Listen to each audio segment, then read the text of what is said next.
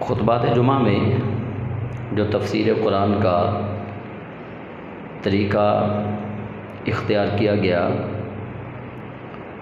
اور سلسلہ شروع کیا گیا کہ ہم مختصر قرآن پاک کی تفسیر جو ہے اس کو جان سکیں،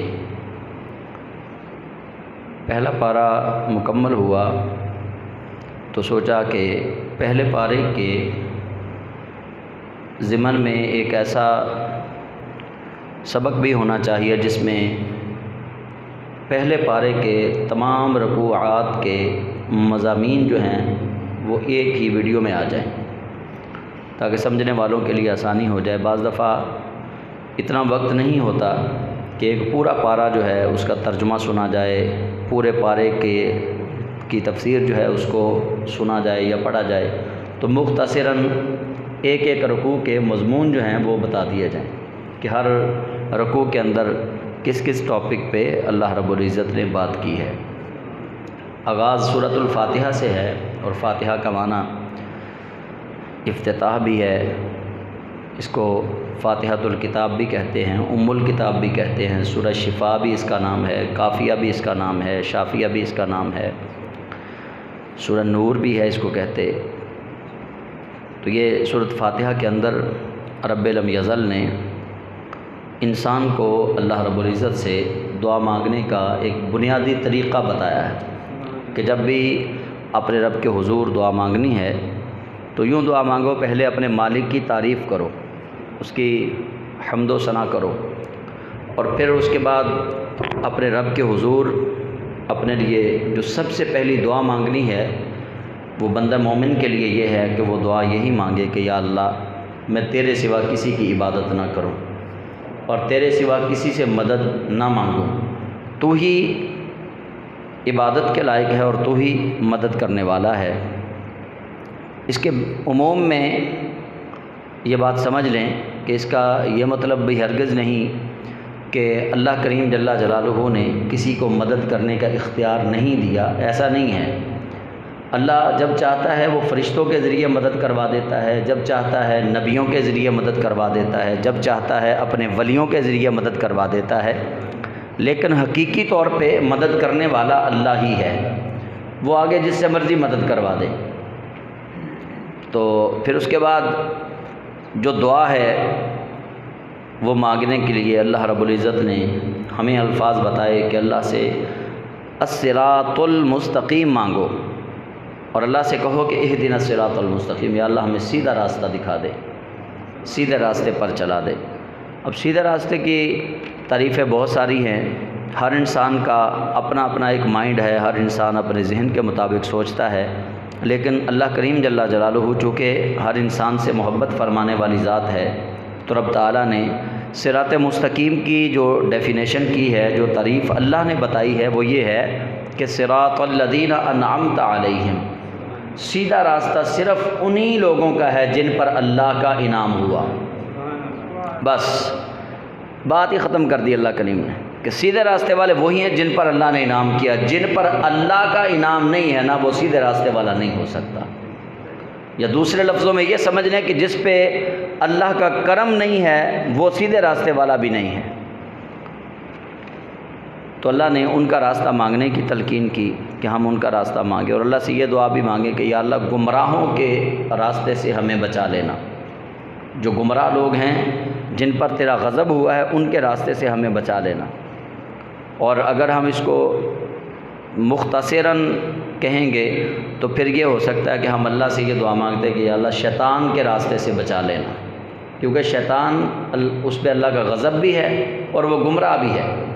بس اللہ سے جب بھی دعا مانگیں تو یہ دعا مانگیں۔ پھر آگے سورہ بقرہ شروع ہوتی ہے، تو سورہ بقرہ کا آغاز ہی رب ذوالجلال نے حروف مقطعات سے کیا اور قرآن پاک کی شک کے متعلق لوگوں کو بتا دیا کہ اس میں جو شک کرنے والے ہیں وہ یہ جان لیں کہ ذالک الکتاب لا ریب فیہ، یہ ایسی کتاب ہے اس کے اندر شک تو بڑی دور کی بات ہے، شک کی گنجائش بھی نہیں چھوڑی، شک بھی نہیں ہے اس میں۔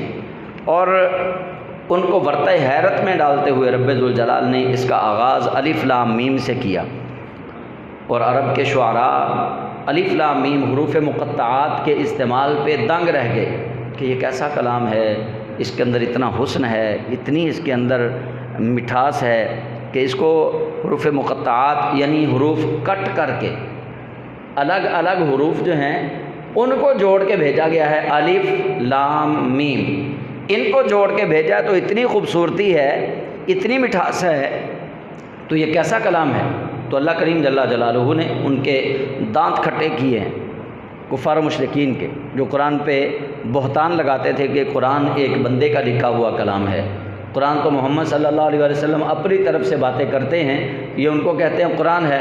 تو اللہ کریم جل جلالہ فرماتا ہے ذالک الکتاب لا ریب فیہ، یہ ان کو جواب دیا، فرمایا یہ وہ بلند رتبہ کتاب، اس کے اندر شک کی گنجائش ہی نہیں ہے۔ اور پھر ساتھ ہی رب ذوالجلال نے فرما دیا ھدی للمتقین، یہ ان کا قصور نہیں ہے جو اس کو نہیں سمجھتے، جنہوں نے اس پہ شک کیا ہے نا، اللہ فرماتا ہے ان کا قصور نہیں ہے۔ کیوں قصور نہیں ہے ان کا؟ رب فرماتا ہے ھدی للمتقین، کیونکہ یہ تو میں نے ہدایت بنا کے اس کو بھیجا ہی متقیوں کے لیے ہے، مشرکین کے لیے تو یہ ہدایت ہی نہیں۔ وہ بھی سچ کہتے ہیں، سچ اس لحاظ سے کہتے ہیں کہ ان کو اللہ کریم نے عقل سلیم بخشی ہی نہیں، ان پہ رب کا کرم ہوا ہی نہیں، ان پہ اللہ نے انعام فرمایا ہی نہیں۔ تو جب اللہ نے ان پہ کرم نہیں کیا، اللہ کا ان پہ انعام نہیں ہوا، اللہ نے ان کو عقل سلیم نہیں دی، اللہ نے ان کو نظر بالغ نہیں دی، تو پھر وہ تو یہی کہیں گے نا یہ بندے کا کلام ہے۔ فرمایا لیکن متقی کبھی نہیں کہے گا، کیوں؟ ھدی للمتقین، اس کے لیے متقیوں کے لیے اس کے اندر ہم نے ہدایت رکھی ہوئی۔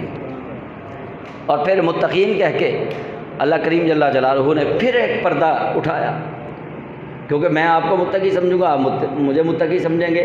دنیا کا قاعدہ ہے من تو بگویم حاجی تو من بگویم حاجی، کہ میں تینوں حاجی حاجی کہاں گا تو مینوں حاجی حاجی کہے۔ دنیا کا یہ قاعدہ اور قانون ہے۔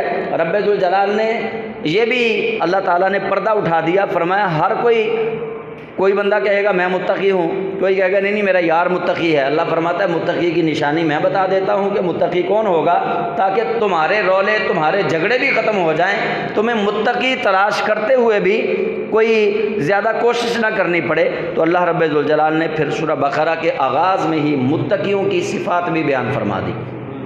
الذین یؤمنون بالغیب، وہ غیب پر ایمان رکھیں گے، ویقیمون الصلاۃ، اور وہ نماز قائم کریں گے، ومما رزقناہم ینفقون، اور اللہ کے دیے ہوئے میں سے خرچ کریں گے، والذین یؤمنون بما انزل الیک، وہ آسمانی کتابوں پر، ساری آسمانی کتابیں جو حضور سے پہلے نازل ہوئیں ان پر بھی ایمان رکھیں گے، وما انزل الیک وما انزل من قبلک، اور جو آپ پر نازل ہوئی اس پر بھی ایمان لائیں گے، جو آپ سے پہلے نازل ہوئیں ان پر بھی ایمان لائیں گے، وبالآخرۃ ہم یوقنون، اور وہ آخرت پر بھی یقین رکھیں گے۔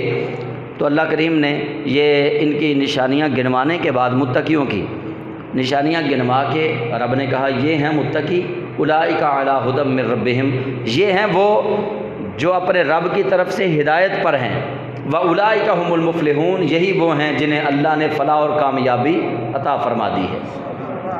پھر اس کے بعد دوسری دو آیتیں وہ کافروں کے بارے میں اللہ کریم نے نازل فرما دی۔ رسول اللہ علیہ السلام کو رب ذوالجلال نے تسلی دی، فرمایا حبیب پیارے پریشان نہیں ہونا، ان الذین کفروا سواء علیہم اانذرتہم ام لم تنذرہم لا یؤمنون، آپ انہیں سمجھائیں یا نہ سمجھائیں، سمجھانا نہ سمجھانا برابر ہے، یہ ایمان نہیں لائیں گے۔ کیوں؟ ختم اللہ علی قلوبہم وعلی سمعہم وعلی ابصارہم غشاوۃ ولہم عذاب عظیم، اس لیے کہ اللہ کریم نے ان کے دلوں پہ، ان کے کانوں پہ، ان کی آنکھوں پہ پٹیاں باندھ دی ہیں، اللہ نے مہریں لگا دی ہیں، اب یہ ایمان نہیں لے کر آنے والے۔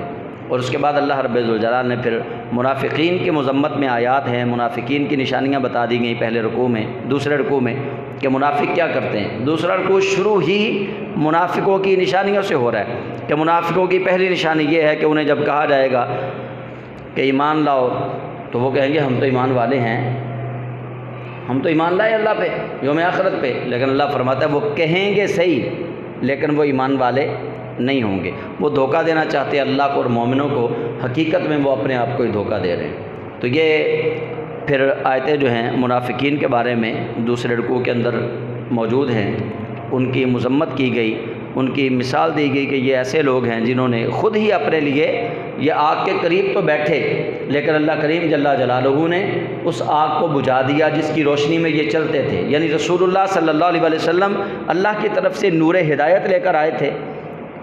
رسول اکرم صلی اللہ علیہ وسلم نے چراغ تو جلایا تھا، اس چراغ کی روشنی میں اللہ ان کو نظر تو آ سکتا تھا، راہ ہدایت ان کو مل سکتی تھی، لیکن اللہ رب ذوالجلال نے جب ان کے کرتوت دیکھے، ان کے دل کی سیاہی کو دیکھا، تو اللہ کریم نے وہ نور ان کے لیے بجھا دیا جس نور میں ان کو راستہ ملنا تھا۔ وہ چراغ ان کے لیے بجھ گیا، وہ بجلی ان کے لیے ختم کر دی گئی۔ اور پھر یہ ڈرپوک لوگ ہیں، رب فرماتا ہے کہ یہ ڈرپوک ہیں، بڑے منافقین جو ہیں، تو ان کو اللہ کریم جل جلالہ نے ان سے ہدایت جو ہے اس کو چھین لیا ہے۔ اور پھر تیسرے رکوع میں اللہ کریم جل جلالہ بندوں کو اپنی عبادت کا حکم دے رہا ہے اور ساتھ فرما رہا ہے کہ لوگو اللہ وہ ہے، اللہ کا تعارف اللہ نے خود ہی کروا دیا کہ اللہ وہ ہے جس نے تمہیں بھی پیدا کیا اور تم سے پہلوں کو بھی پیدا کیا۔ یاد رکھنا، نہ تم سے پہلے لوگ خود پیدا ہوئے تھے، نہ تم خود پیدا ہوئے ہو، پہلے بھی اور تم بھی سارے کے سارے اللہ کے پیدا کیے ہوئے ہو۔ اور اللہ کا عبادت کرنا، اللہ کی شکر گزاری بجا لانا وہ اس لیے بھی ہے کہ اللہ وہ ہے جس نے تمہارے لیے زمین کو فرش بنا دیا، آسمان کو سائبان بنا دیا، تمہارے لیے آسمانوں سے پانی نازل کیا۔ یعنی اللہ تعالیٰ کی صفات اس رکوع کے اندر بیان فرما دی گئیں کہ اپنے رب کی عبادت کرو، اس لیے کہ وہی ہے جس نے تمہیں زمین کا فرش دیا، آسمان کا سائبان دیا، آسمان سے پانی برسایا اور زمین سے تمہارے لیے پھل نکالے، پودے نکالے، ان کو پھل لگتے تم کھاتے ہو، تم اللہ کا اناج کھاتے ہو، اس لیے اللہ کی عبادت کرو۔ اور پھر اس تیسرے رکوع میں مشرکین کو ایک چیلنج بھی دیا گیا، چونکہ وہ میں نے پہلے بتا دیا، وہ اعتراض کرتے تھے قرآن پاک پہ کہ قرآن پاک بندے کا لکھا ہوا کلام ہے، محمد صلی اللہ علیہ وسلم شاعر ہیں، نعوذ باللہ وہ حضور کو شاعر کہتے ہیں اور کہتے ہیں کہ ان کا اپنا لکھا ہوا کلام ہے۔ تو اللہ تعالیٰ نے انہیں چیلنج دیا اس میں، اللہ فرماتا ہے وَإِن كُنتُمْ فِي رَيْبٍ مِّمَّا نَزَّلْنَا عَلَىٰ عَبْدِنَا، فرمایا او کافرو سن لو، اگر تمہیں شک ہے نا جو ہم نے اپنے بندے محمد صلی اللہ علیہ وسلم پر کتاب نازل کی ہے، اگر تمہیں اس کتاب میں شک ہے فَأْتُوا بِسُورَةٍ مِّن مِّثْلِهِ، تو چلو پھر اس کی مثل تم بھی ایک صورت بنا کے دکھاؤ۔ اگر تمہیں شک ہے نا یہ محمد صلی اللہ علیہ وسلم کا کلام جو ہم نے ان کو بھیجا ہے، تمہیں یہ شک ہے کہ یہ کلام سچا نہیں ہے، یہ کلام ان کا اپنا ہے، تو رب فرماتا ہے فَأْتُوا بِسُورَةٍ مِّن مِّثْلِهِ، لاؤ پھر اس قرآن جیسی ایک صورت تم بھی بنا کے دکھاؤ۔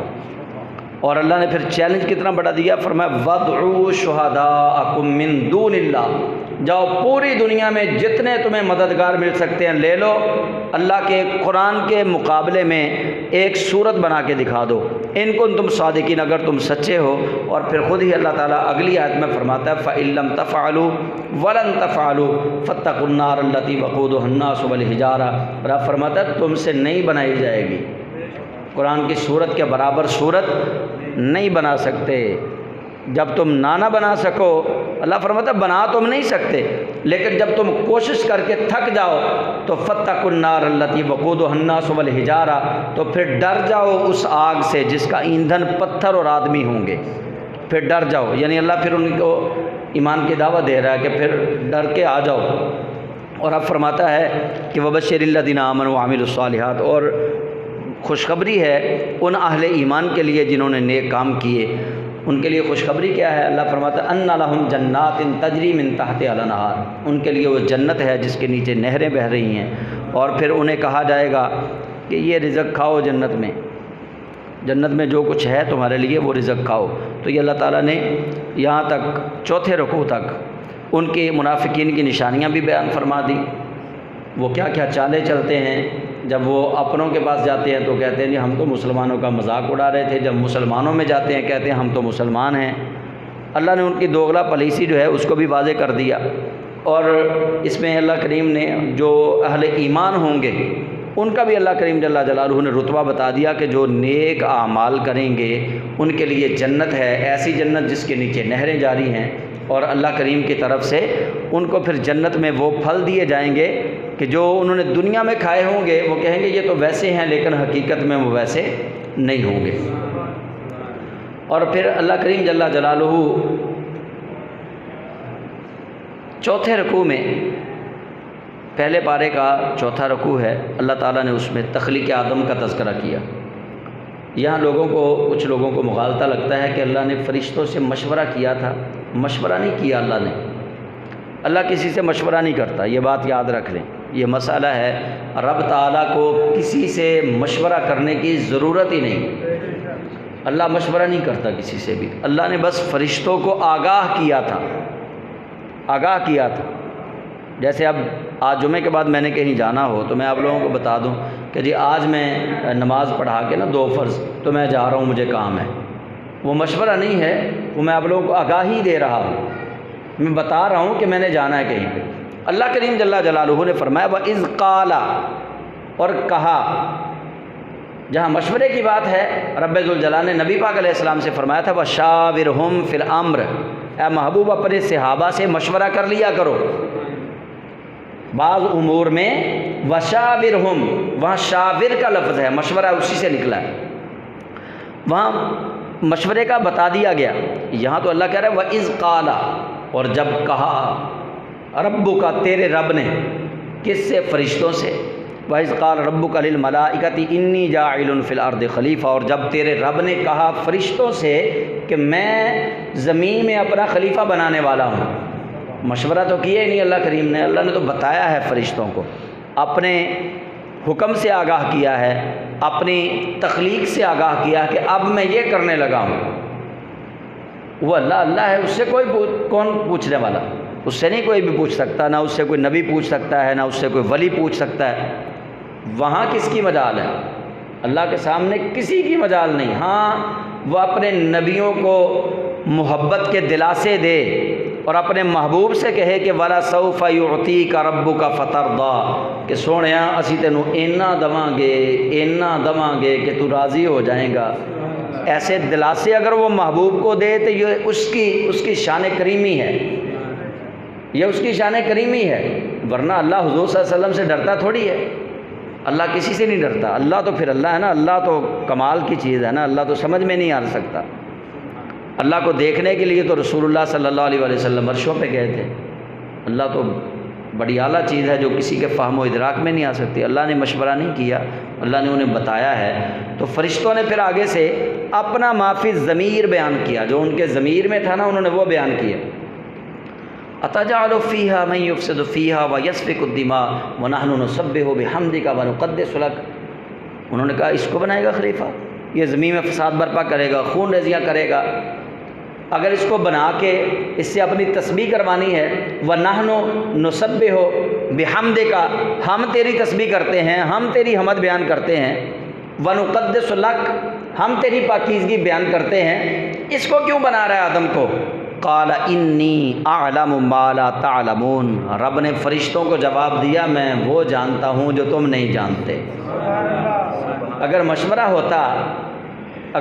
ہوتا تو اللہ یہ فرماتا، اللہ کریم نے مشورہ کرنا ہوتا تو رب یہ کہتا کہ فرشتوں بعض چیزوں کا مجھے بھی نہیں پتہ، شاید تمہیں پتہ ہو، اس لیے میں تم سے مشورہ کر رہا ہوں۔ اللہ نے آگاہ کیا، آیت کا آخری حصہ بتا رہا ہے کہ رب نے مشورہ نہیں کیا۔ اللہ فرشتوں کو کہہ رہا ہے کہ انی اعلم ما لا تعلمون، میں تو وہ جانتا ہوں جو تم نہیں جانتے۔ تو جب اللہ وہ جانتا ہے جو فرشتے نہیں جانتے تو اللہ نے فرشتوں سے مشورہ نہیں کیا۔ تو اللہ کریم جل جلالہ نے پھر وہاں آدم علیہ السلام کو مرتبہ دیا علم والا، انہیں چیزوں کے نام سکھائے، فرشتوں سے کہا کہ تم بتاؤ۔ یہ چوتھا رکوع ہے، چوتھے رکوع کا یہ مضمون ہے کہ آدم علیہ السلام کی تخلیق اور فرشتوں کو آدم علیہ السلام کے حضور زیر کرنا اور آدم علیہ السلام کو مقام اور مرتبہ علم کے ذریعے دینا، انہیں ساری چیزوں کے نام سکھا دیے، ساری چیزوں کے نام سکھا دیے۔ اب یہاں مسئلہ ایک سمجھ لیں کہ جو چوتھا پارہ ہے نا، چوتھا رکوع ہے پہلے پارے کا، اس چوتھے رکوع میں اللہ تعالیٰ فرشتوں سے کہہ رہا ہے کہ تم بتاؤ ان چیزوں کے نام، لیکن فرشتوں نے نہ بتائے تو اللہ نے آدم علیہ السلام سے کہا کیا پیارے آدم آپ بتائیں۔ آدم علیہ السلام نے بتا دیے، سارے نام بتا دیے۔ تو یہاں جس طرح آدم علیہ السلام کو پتہ تھا ان چیزوں کے ناموں کا اور فرشتوں کو نہیں پتہ تھا، سمجھ آ رہی بات؟ یہ بھی غیب کا علم ہے، جو اللہ نے آدم علیہ السلام کو دیا اور فرشتوں کو نہیں دیا۔ فرشتوں نے نہ تو پہلے وہ چیزیں دیکھی تھی، نہ ان چیزوں کے نام جانتے تھے۔ اللہ کریم نے یہ غیب کی خبر بھی اپنے نبی آدم علیہ السلام کو دی، جس طرح رب ذوالجلال نے فرشتوں کو بے خبر رکھا اور آدم علیہ السلام کو خبر دے دی، اسی طرح رب ذوالجلال نے سارے جہان کو بے خبر رکھا، اپنے محبوب کو اپنی خبر دے دی۔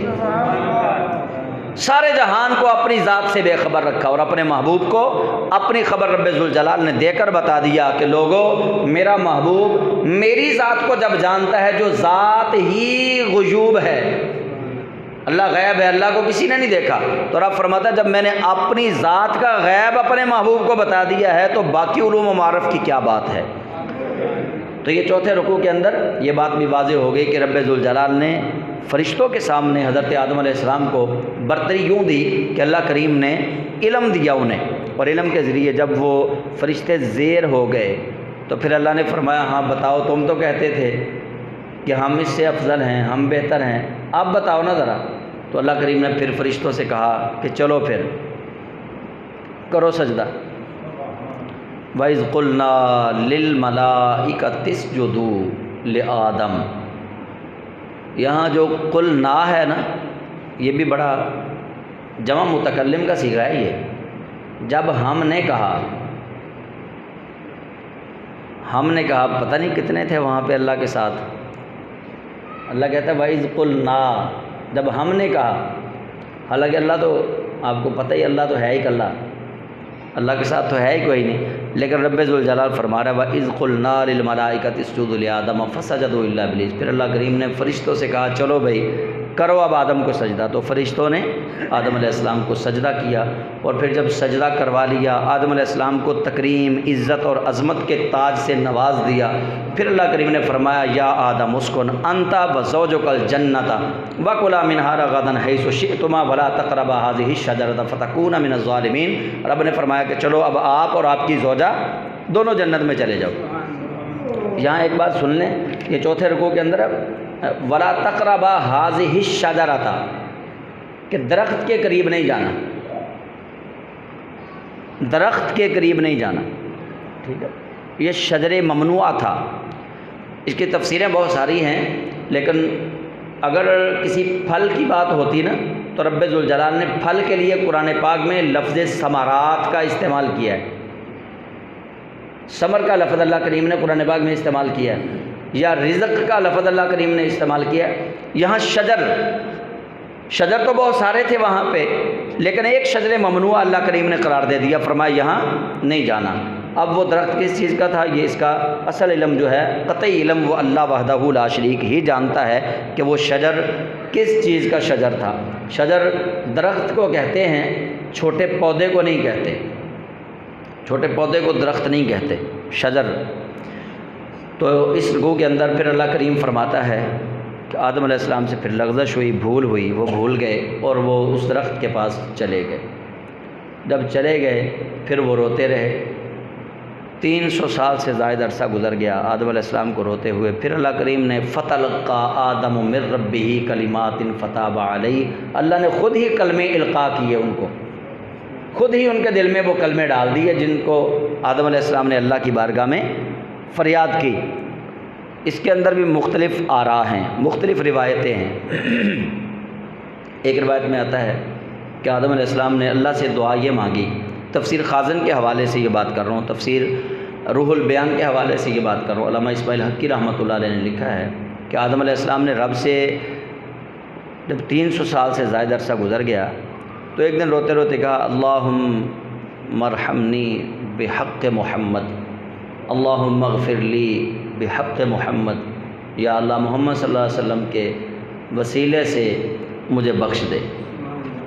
تو اللہ نے پوچھا کیف عرفت محمدا، آپ نے کیسے پہچانا؟ تو انہوں نے کہا یا اللہ جب آپ نے مجھے بنایا تھا نا تب میں نے ساقِ عرش پہ ان کا نام آپ کے نام کے ساتھ لکھا ہوا دیکھا تھا۔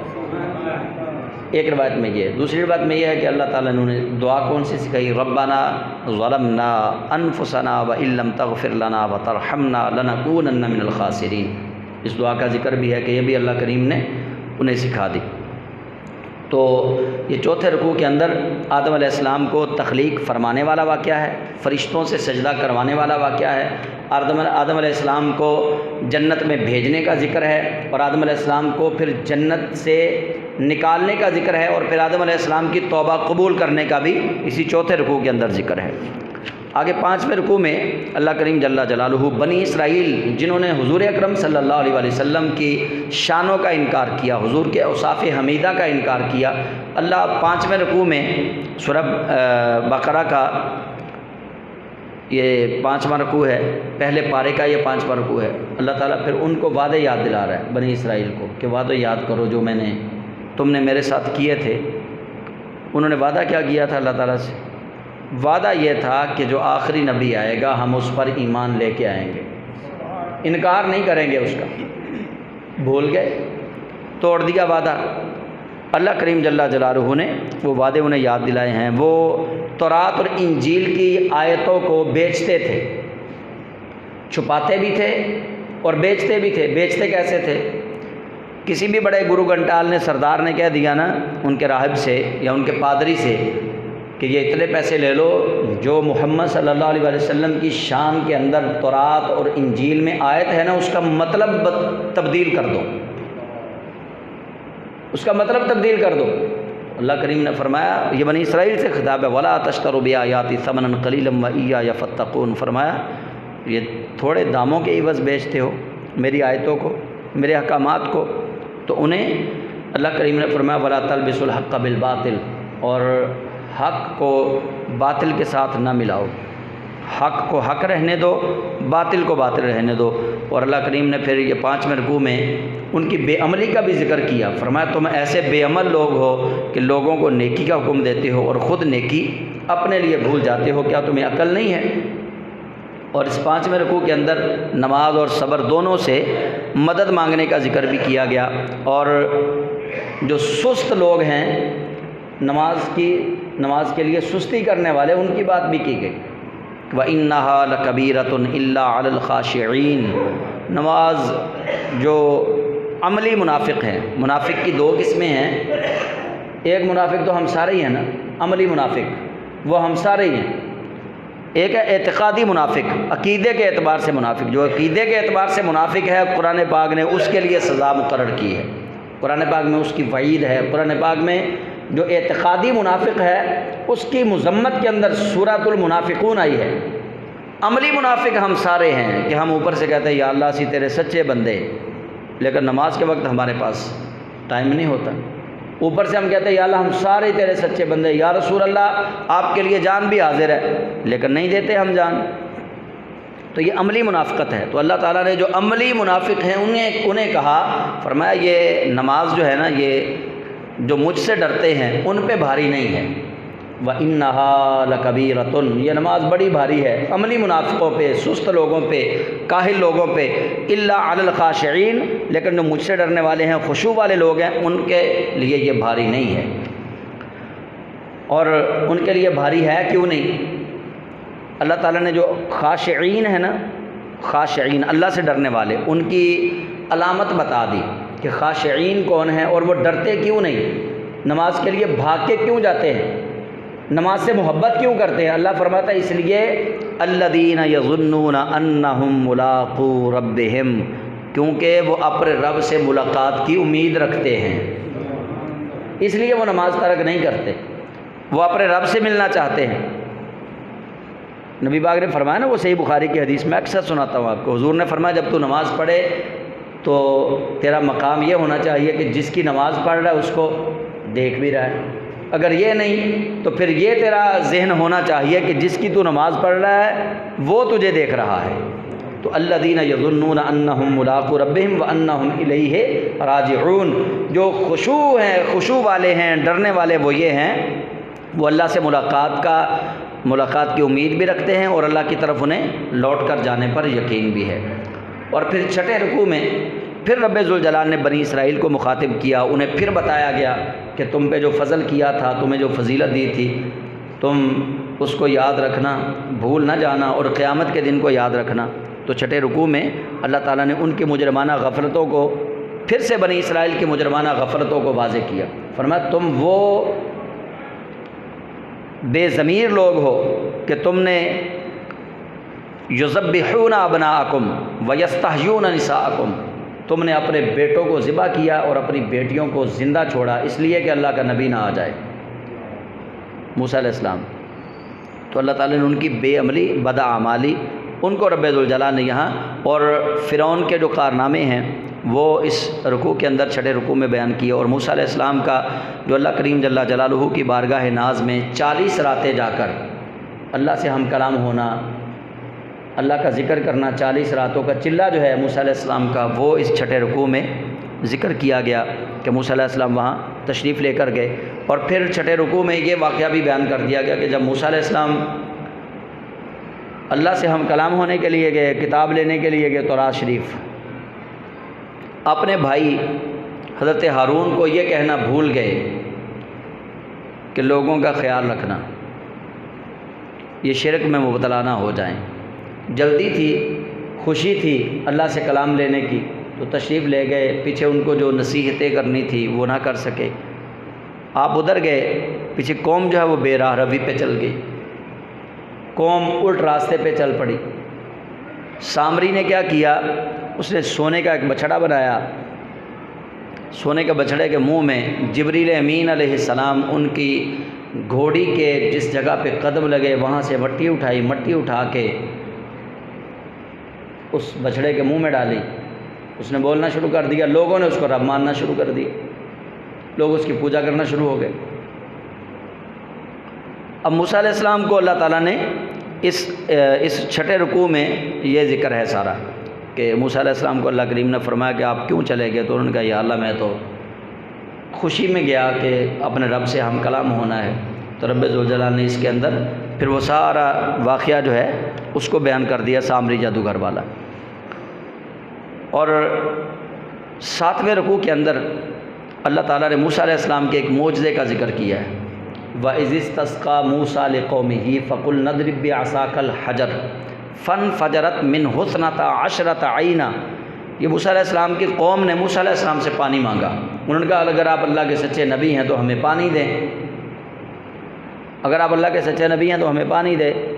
قوم نے موسیٰ علیہ السلام سے پانی مانگا ہے۔ اب 2 احتمال ہے اس میں، قوم نے اس لیے موسیٰ علیہ السلام سے پانی مانگا، وہ دیکھنا چاہتے تھے کہ اللہ کا نبی ہے یا نہیں ہے۔ اگر اللہ کا نبی ہوا تو پتھروں سے پانی جاری کر کے دکھائے گا، اگر اللہ کا نبی نہ ہوا تو اس سے یہ معجزہ نہیں دکھایا جائے گا۔ تو جناب موسیٰ کلیم اللہ علیہ السلام سے انہوں نے پانی مانگا، آپ نے پھر کیا کیا، آپ نے ضرب لگائی اپنے عصا کی پتھر پہ۔ اللہ فرماتا ہے فَانْفَجَرَتْ، وہ پتھر پھر پھٹا، من حسنتا عشرۃ عینا، جب وہ پھٹا تو 12 چشمے پانی کے 12 قبیلوں کے لیے نکل آئے وہاں سے، 12 چشمے۔ اور پھر ہوا کیا، قد علم کل اناس مشربہم، یہ بات، یہ جملہ جو ہے نا 7ویں رکوع کا، یہ بڑا توجہ طلب ہے۔ قد علم کل اناس مشربہم، ہر قبیلے نے اپنے پینے والی پانی کی جگہ کو پہچان لیا۔ قد علم، تحقیق جان لیا، کل اناس مشربہم، ہر قبیلے نے، ہر بندے نے پینے والی اپنے پانی کی جگہ کو پہچان لیا۔ انہیں کس نے علم دے دیا؟ موسیٰ علیہ السلام نے تو پہاڑ کے اندر جناب اپنا عصا مارا ہے، پتھر پہ 12 چشمے پانی کے پھوٹے ہیں، وہاں کسی کا نام تو لکھا نہیں ہوا تھا۔ انہیں شعور وہاں کس نے دے دیا؟ جس رب ذوالجلال نے وہاں ان کو یہ شعور عطا فرمایا ہے۔ ہم کہتے ہیں وہ رب ذوالجلال وہی ہے جس نے محمد مصطفیٰ صلی اللہ علیہ وسلم کو عالم ما کان و ما یکون بنایا ہے، کہ اگر وہاں اللہ ان کو علم دے سکتا ہے وہ پانی کو پہچان لیں۔ اب یہ مسجد کی ٹوٹیاں لگی ہوئی ہیں، کسی ٹوٹی پہ میرا نام تو نہیں نہ لکھا ہوا کہ میں نے کہاں جا کے وضو کرنا ہے، آپ میں سے بھی کسی کا نام نہیں لکھا ہوا، کیسے پتہ چلے گا کہ کون سی ٹوٹی کس کے لیے ہے؟ پانی کے چشمے جاری ہوئے، اللہ فرماتا ہے قد علم کل اناس مشربہم، ہر ایک نے اپنے پانی پینے والی جگہ کو پہچان لیا۔ تو پھر اللہ وحدہ لا شریک جل جلالہ نے اس میں جناب موسیٰ علیہ السلام آپ کا جو ذکر ہے آپ کے معجزے کا وہ کیا۔ تو یہاں میں یہ بات بتاتا چلوں، یہ موسیٰ علیہ السلام ہیں جن کے ڈنڈا مارنے سے پتھر سے پانی کے 12 چشمے پھوٹے ہیں، یہ موسیٰ علیہ السلام ہیں۔ ایک میرے اور آپ کے کریم نبی ہیں جن کا نامی اسم گرامی احمد مجتبیٰ محمد مصطفیٰ ہے۔ یہاں پتھروں سے پانی نکالا گیا ہے، اور آپ سمجھتے ہیں، جانتے ہیں سارے کہ پانی کے چشمے پہاڑوں سے ہی نکلتے ہیں، پانی کے چشمے پہاڑوں سے ہی نکلتے ہیں، لیکن کبھی آپ نے انگلیوں سے پانی نکلتا ہوا نہیں دیکھا ہوگا۔ میرے اور آپ کے کریم نبی وہ ہیں، اللہ کریم نے انہیں وہ معجزہ عطا کیا جو کسی نبی کو عطا نہیں کیا۔ صحابہ کو پیاس ہے، اور پیاس بھی اتنی کہ عرض کرتے ہیں یا رسول اللہ ہم مرنے والے ہو گئے، ہمارے جانور ہلاک ہونے والے ہو گئے۔ نبی رحمت صلی اللہ علیہ وسلم نے پیالے کے اندر یوں کر کے اپنا دست اقدس، میں اشارہ کر رہا ہوں، سرکار دو عالم صلی اللہ علیہ وسلم نے پتہ نہیں کیسے، میں تو وضاحت کر رہا ہوں، نبی علیہ السلام نے اپنا دست اقدس پیالے کے اندر رکھا۔ صحابہ فرماتے ہیں ہم 1500 تھے، پیٹ بھر کے پانی بھی پی لیا، جانوروں کو بھی پلا دیا، جس نے غسل کرنا تھا غسل بھی کر لیا، جس نے جمع کرنا تھا جمع بھی کر لیا۔ یہ رسول اللہ صلی اللہ علیہ وسلم کے یہ اعلیٰ حضرت نے اس کو 5 آب کہا ہے، 5 آب رحمت، کہ یہ پانی کے 5 دریا تھے جو رسول اللہ کے دست مقدس سے نکل رہے تھے۔ وہاں موسیٰ علیہ السلام کو اللہ نے یہ معجزہ دیا کہ پتھر سے چشمے جاری کیے، یہاں اپنے محبوب کو یہ معجزہ دیا کہ ان کے دست اقدس سے پانی جاری فرما دیا۔ اور پھر یہاں ان کے لیے جو آسمان سے کھانا تھا اس کا ذکر ہے 7ویں رکوع میں، اور ان کی بے صبری بھی بتائی گئی کہ وہ اتنی بے صبری قوم تھی، وہ کہنے لگے کہ یہ کیا ہے، ہمیں ہر روز یہ ساگ دال، یہ فوم قصہ، یہ ککڑی، یہ ہمیں ہر روز یہی کھانا ملتا ہے۔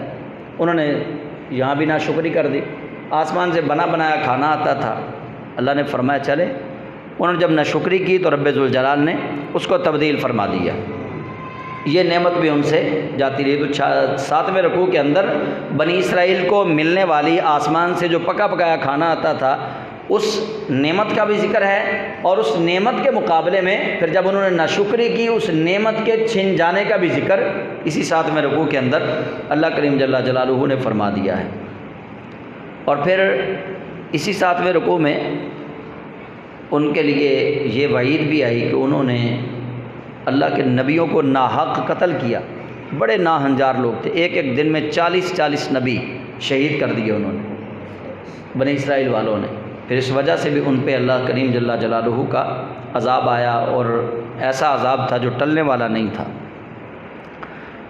اور پھر آگے 8واں رکوع آ گیا۔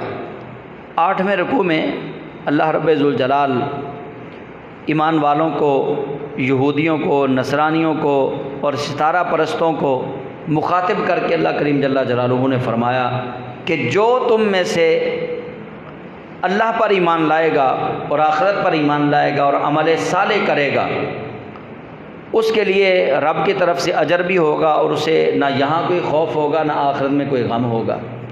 یہاں جب آپ نے یہ 8ویں رکوع کو شروع کرنا ہے نا، اس کی تلاوت شروع کرتے وقت دھوکہ نہیں کھانا، پریشان نہیں ہونا۔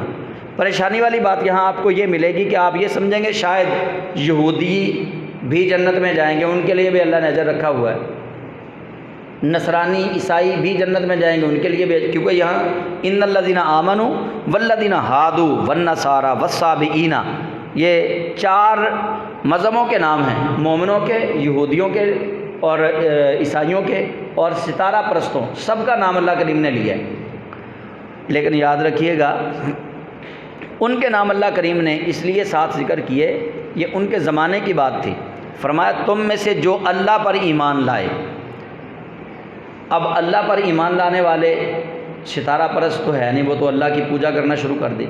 اللہ نے انہیں ضمناً یہاں خطاب فرمایا ہے، یہودیوں کو، نصرانیوں کو اور ستارے کی پوجا کرنے والوں کو ضمناً یہاں خطاب فرمایا ہے کہ من آمن باللہ والیوم الآخر، تم میں سے جو اللہ پر ایمان لائے گا، جو ایماندار کہلاتا، مثال کے طور پہ میں مومن کہلاتا ہوں، میرا دل تو آپ لوگوں نے نہیں دیکھا نا میں اللہ پر ایمان لاتا ہوں یا نہیں لاتا۔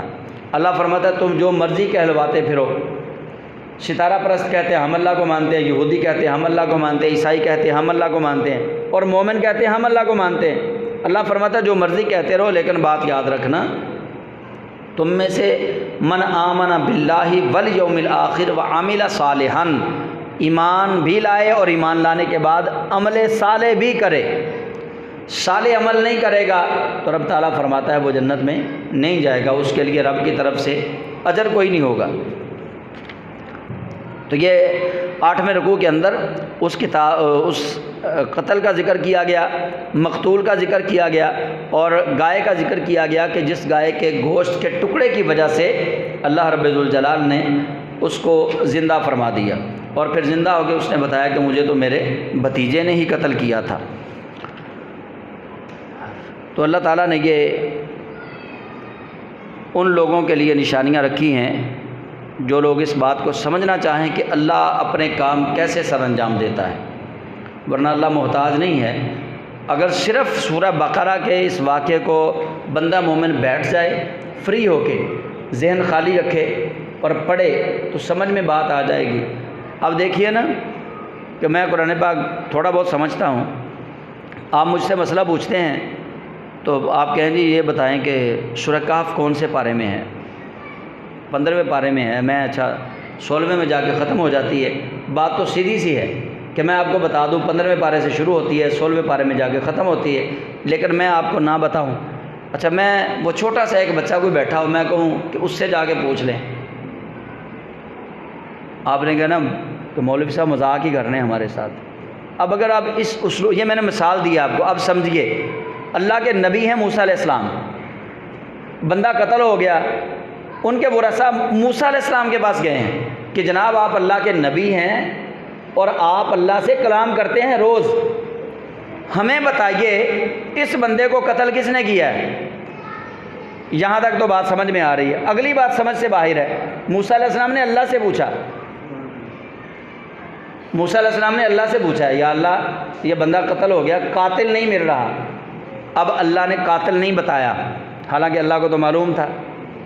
اللہ نے کہا ان سے کہیں کہ ایک گائے ذبح کرو، گائے کے گوشت کا ٹکڑا لگے، پھر وہ بندہ زندہ ہو، پھر وہ بندہ خود بتائے۔ یہ کتنی بڑی حکمت ہے یہ، اللہ کو پتہ تو تھا، نبی بھی خاموش رہے۔ چلیں نبی خاموش رہے، ہم سمجھ لیتے کہ اللہ کا حکم نہیں آیا تھا، اللہ نے ابھی وحی نہیں بھیجی تھی، لیکن اللہ کو تو معلوم تھا، اور رب ذوالجلال نے بھی وہاں قاتل کا نام نہیں بتایا۔